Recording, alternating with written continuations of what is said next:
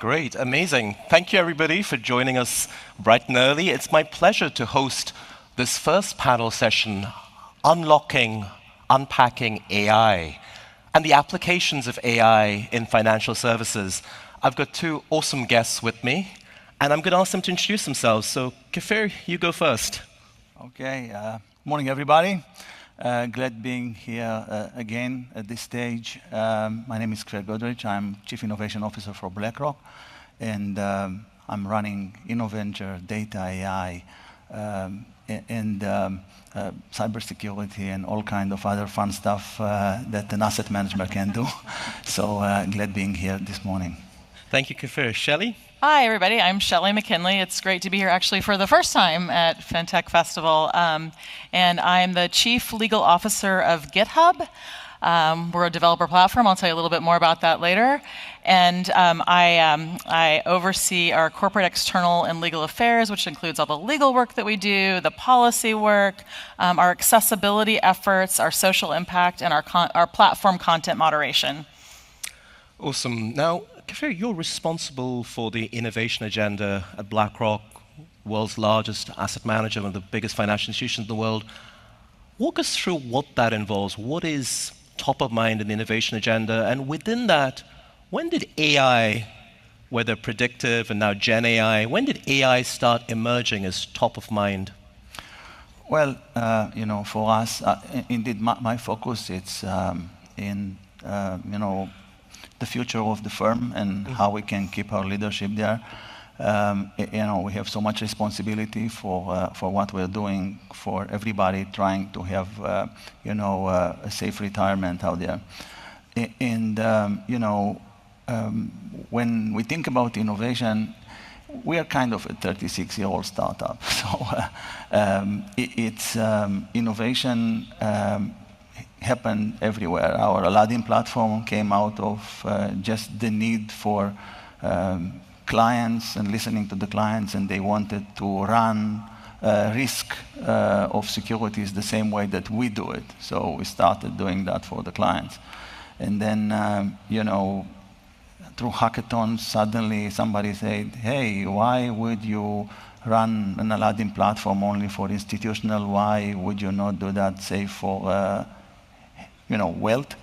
And they did not win. But after that, we're thinking, actually not a bad idea. So that's kind of, we created Aladdin for Wealth, suddenly putting that under the hood of a lot of great companies, and I'm sure a lot of you guys are clients of this environment. And that continues all the time. When we acquired BGI many years ago, we found out that they had a very good quant team, that they knew a little bit about machine learning. Some of these people came out of NASA and all kind of other institutions. And they started having a little bit of that. Following that, about 6 years ago, I fired up an AI labs. And we've been lucky to have some academic help with our friends at Stanford, and we focused on machine learning, having the people that wrote the book of machine learning in the lab, what was very helpful. Convex optimization, having the guy who wrote the book of convex optimization, that's very helpful. Decision optimization, having some of the leaders, people in the world in decision optimization. And we started solving problems that we found complicated and complex problems for us, starting with making sure that the risk of securities that providing for our clients, they are the right numbers there, because it's very complex to get this right every day. For example, supporting cash sales business. We got on the way a couple of patents as it relates to trading, in particular for smart order routing in the trading process and automating trading, and stuff like that. And then certainly, when Gen AI hit, you start different directions, and you start to see how you can take these very difficult types of of science, de facto, and democratize it to give the power of Gen AI to everybody in the firm. So that's kind of, if summarizing a little bit what you were asking. Thank you, Kfir. If I look at GitHub and GitHub applications such as Copilot, in many ways they've become in the last year or two synonymous with this Gen AI moment we're in. So shall we just set the scene about how has GitHub evolved in AI and what's particularly sort of exciting, top of mind right now inside GitHub? Sure, there is so much exciting at GitHub. We're just really, it's a moment that's really like no other. So GitHub is a developer platform for collaboration to build software, from beginning to end. We have over 100 million developers in our community. That means if you're a developer, you're on GitHub. So I'm sure many of you in the audience have GitHub accounts and are part of our platform. We are. Of course, yes, of course you are. So the AI tech stack is a big part of it is software, whether that's inferencing, that's data collection, cleaning, whatever, all the things you do to go from a model to an application to a customer using AI, and a lot of that is built on GitHub. We also have our own AI tool, GitHub Copilot, as you mentioned. It's a tool for coding using natural language. So you write a natural language prompt and you get computer code out of it. So we're starting to see how, really people with maybe less formal software development education could start being coders, including me. But developers are at the heart of the AI boom. And so we see how that's playing its way out on GitHub in terms of really the uses of GitHub Copilot. So we launched it in really the end of June of 2021. We already have 77,000 organizations that are using GitHub Copilot. We have 1.8 million paid subscribers. We have importantly, another million people using GitHub Copilot that are teachers, students, open source maintainers that are using AI to become more productive. Some of the data that we've been seeing since we launched Copilot is that we have a 55% faster task completion. But the thing that I really think is even more interesting than fast task completion, which I know lots of CIOs and CTOs are very interested in task completion, is developer happiness. Up to 75% of developers report that they are happier in their jobs using GitHub Copilot. It takes a lot of the toil out of software development. So we're seeing a lot of use of our own tools. We're also seeing a lot of projects on our platform. 137,000 new Gen AI projects on GitHub. And it's a year-over-year increase of like 98%. So people are using Gen AI tools. They're working on Gen AI products, and they're doing that on GitHub. So we feel we have a very important role in the tech stack for AI. Absolutely. When it comes to large enterprises such as ourselves, one of the first areas we're using Gen AI is in the coding side, and I think 30 to 40,000 of our developers, and many of them, if not all of them, have access to GitHub Copilot, so it's very much crucial for particularly big companies. The title of this panel, this session, is the tech stack. So Kfir, let's help unbundle the tech stack. So there's I don't know if it's hardware here or hardware there. There's hardware, there's data, there's models, there's applications. Where is the value, particularly for a company like yours or like mine, financial services companies, in that stack? Or if you're just a general investor or observer out there, where do you see the value? So sort of two slightly different but related questions. Yeah, value everywhere. I think when we started talking about this, we had the call about value of AI, strategic call. We had 164 people on that call. All of them, they had value, they see value, and they do all kinds of things, certainly with our footprint being everywhere. One of the things, speaking about value and productivity and people getting, a lot of pressure hearing numbers from GitHub, like 40% to 55%. it's difficult. It's different when you run an enterprise and you need to take that code and put it actually in production. Because yesterday, where John wrote that code, and gave it to Joanna to look for QCing it, she looked a little bit about that, asked a couple of questions about the details of what is in that code, and approved it. Nowadays, when this is coming with John utilizing a little bit of copilots and AI, Joanna is not so much fast going to give the approval. So what's going to happen, you're going to take this advantage that you're getting on one hand of, productivity with the code, and then take it down a little bit on the QC side. So at the end, all these numbers, people, they are getting, in a lot of boards, I assume you guys having these discussions, you need to kind of understand what is the exact value for you. So that's starting from that on the productivity side. But definitely, if I may say, a couple of years ago when people, they were talking about this paradox that with all the technology in the last 20 years and we still don't see productivity, I think suddenly, we finally, with Gen AI, with AI, we see the change there, and there is a lot of... You can see that already, or you think it's we coming? See that. Because we see this that. is the big economics paradox, right, over the last 3 decades. We see the move right now. We see the things going up. Now, significance, I will talk about, because we're not there, into the most of the investment nowadays. It's in training. We need to, listen to, a very nice gentleman by the name of Jensen Huang, right? When he's talking about it's where NVIDIA is trying to do, and he's talking about, multiplying the power of AI by 1 million times or something like that.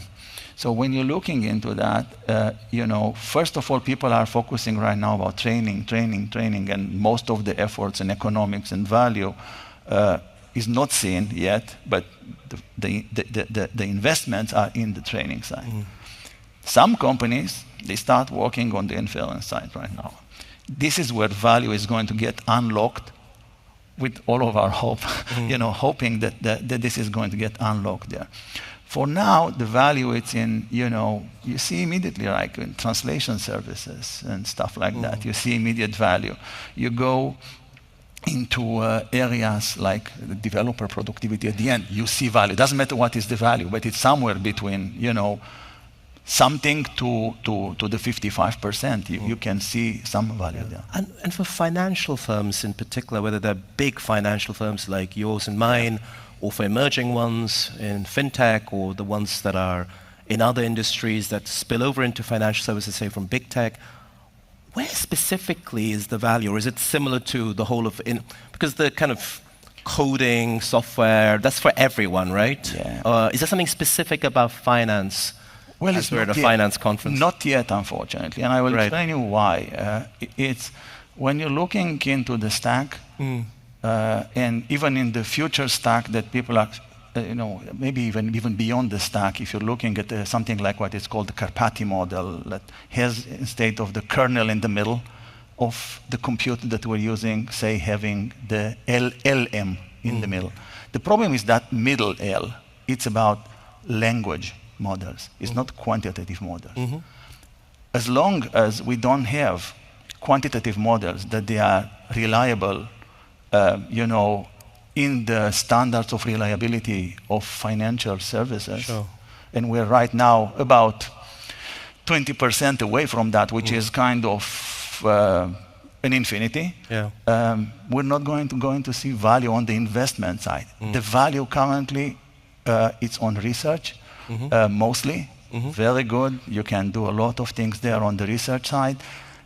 The quant piece, it's to be seen. We've seen all kind of attempts to solve that problem, for example, with, tracking metadata behind the numbers on the quantitative side.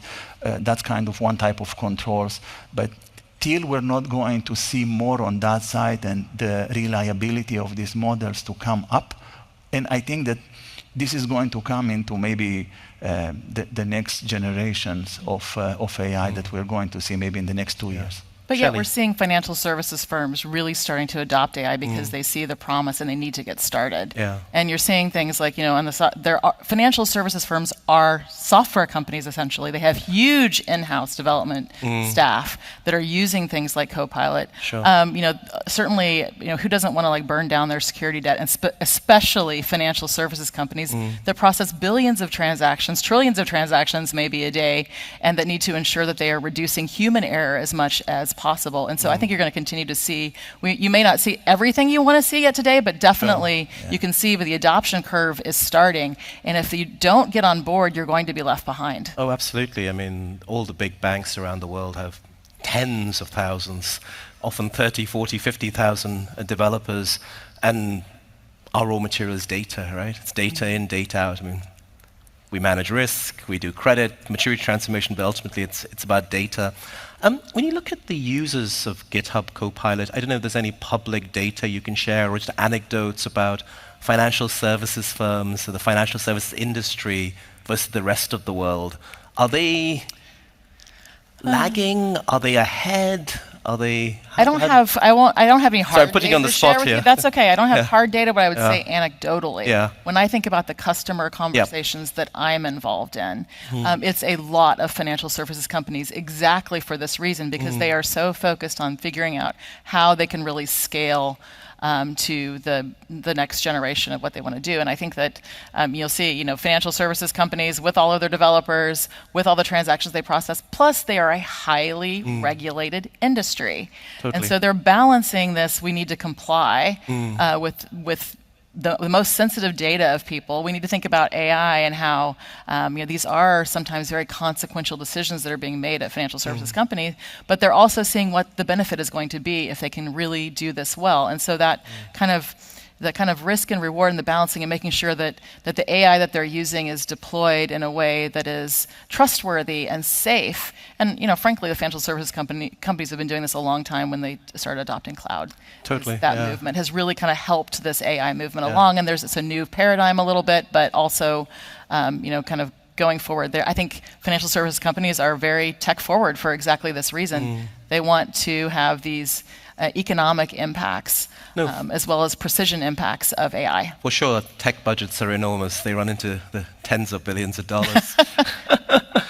Just can we double click on that point, the word used, trust there, Yes. and trust and regulation, because we're a highly regulated industry, often for very good reasons. In the context of finance, regulation, trust, how does Gen AI fit into this? And specifically, if you can focus in on the EU Act on AI or other similar legislative developments, what are some of the risks that, whether it's your developers, our developers, what do we need to be thinking about? Yeah, so I think, probably people have been hearing a lot about the EU AI Act. It is the first mover in AI regulation. It's focused on really high-risk scenarios and frontier models, so consequential decision-making, and then really the models that have, that are really stronger than we even really know them today. And so that's an important part of the trust component. How do we make sure that AI is being created with trust in mind? And that's the regulatory part of it. It's also important to understand that not everything is the same. And so at GitHub, because we are the home for all developers, we're also the world's largest open source community. Our perspective on policy comes from that direction. And so, for example, open source componentry, which I'm sure you all recognize, is part of absolutely every bit of commercial software. I think the statistics, something like 96% of commercial software has open source componentry in it. And when you think about a regulatory environment, what you want to do is make sure you're not only providing safety and security and trustworthiness, but you're also promoting innovation so that people can benefit from AI. And so in the EU AI Act specifically, one thing that we worked on at GitHub as really a steward of the world's open source community is to ensure that open source componentry. Now, I'm not talking about open source foundation models or entire open source systems. I'm talking about what really is the heart of open source, which is the componentry that goes into other systems. But the regulatory burden for that is put at the commercial distribution and not at the point of the open source developer who is offering their innovation free and open to the market. It really needs to sit where that burden lies. Now, GitHub itself, of course, in our applications, we are responsible for the open source components that are included in our applications like anyone else would be. And thinking about it as Kfir, as a user of technology, BlackRock obviously has a big fiduciary responsibility. You're a steward of trillions of dollars of assets. We're custodians of large amount of assets. What are some of the risks that we need to be thinking about when it comes to not so much specific legislation, but just this trust factor and Gen AI? Because we all know, you talked about numbers. It's not very good at numbers, but it also hallucinates. There are errors. And there's this issue, and I put a slightly light-hearted post on the way on my flight here to Singapore. I was just chatting with our head of AI at Citi, and we were just doing some random maths puzzles, or he was basically asking me questions. He was bored. And what was really interesting is when I gave up on a few of them and put them into ChatGPT, the $20 or whatever a month version, it's just giving me random numbers. But what I find really interesting is when I send that to my friends, they all gave me the ChatGPT answer. They didn't check. And we're now relying, because it's like an oracle, right? We trust. It's like revealed truth. How do we manage this as financial institutions that sometimes it's amazingly useful, like, as you said, if you're doing research, it's like having an infinite number of junior analysts or associates on tap who can give you answers in a minute or half a minute. At the same time, it makes mistakes. So how do you wrestle with that dilemma? The same way that we manage any kind of other risk in financial services. So, you had the model committee. So right now, everything that you're doing with AI is going to the same rigor. And, you're dealing with some underlayer things that they are new and more complicated. Something like 7 years ago, between Harvard and MIT, they started looking into this thing when you take, a vector of data and hitting an LLM. And they were starting looking at how can I replicate that vector, on the way. And scary enough, very doable. So now you're starting deploying this kind of technologies. So you're starting, we're on Azure and on AWS and on Google Cloud, and you start understanding, the security stack into this kind of thing to plug and feed under the risk models that you have and all the concept of risk into the organization. So you take that into consideration. The problem is that over time, in particular when we're going and more rely on synthetic things that they are going to be created on the way because of the hallucination that you mentioned before. It was a very interesting article in the Nature magazine talking about exactly that, that over time we're going to have a problem that we are going to hit by this hallucinating data, and we might not even know about it. And this is why it's very, very important to understand what are you training for, particularly retraining, the notion of feedback that is getting right now into this whole thing in order to create a lot of advantages, but that's kind of disadvantage that basically you are inheriting all kind of stuff that it's not exactly correct, and the extrapolation of that, it's not pleasant. So yes, risk is a big thing, and I think that risk/trust is part of the stack of the technology right now. Maybe to pick up a little bit on something please. that you said, just because you're using AI doesn't mean you throw out all of these decades of risk management that we've developed in whatever industry it is that you're in. And I'll just say we called it Copilot because it is exactly that. It's a Copilot. It's not an autopilot. So just because you're using Gen AI doesn't mean you just get it like, oh wow, this is just amazing. I can completely rely on it. So I say that is a really important point. Also, we need to continue to skill up people to make sure. I mean, you've seen a lot of effort. There's, of course, a lot of deep fakes and misinformation discussion. That was the right number now. one application was downloaded from GitHub at some point. A couple of weeks ago, the deep fake was the number one. And so it's, we have to make sure we're using AI to help detect and protect against deep fakes. The open source community plays a big role in that, in helping create software that will help actually detect and really move us forward. But certainly it's something we're going to have to all be very cognizant of and be very focused on solving. We're out of time, but I just want one last question, one sentence answer, please. Okay. And this is an unprepared one. So we're all talking about AI. Is this overhyped or underhyped, Shelley? Overhyped or underhyped, Kfir? One word answer? One sentence answer. One sentence answer, whether One it's sentence overhyped. It's answer. probably, I will just say this. You can have a I'm very a long lawyer, sentence. so I will say it's overhyped in some areas and underhyped in many. Kfir, give us a non-legal answer, please. Overhyped or underhyped? I'll stay with Shelley 100%. All right. Okay, you guys ducked that one. So thank you very much, Shelley and Kfir, for joining us. Thank you you. so much. Thank you.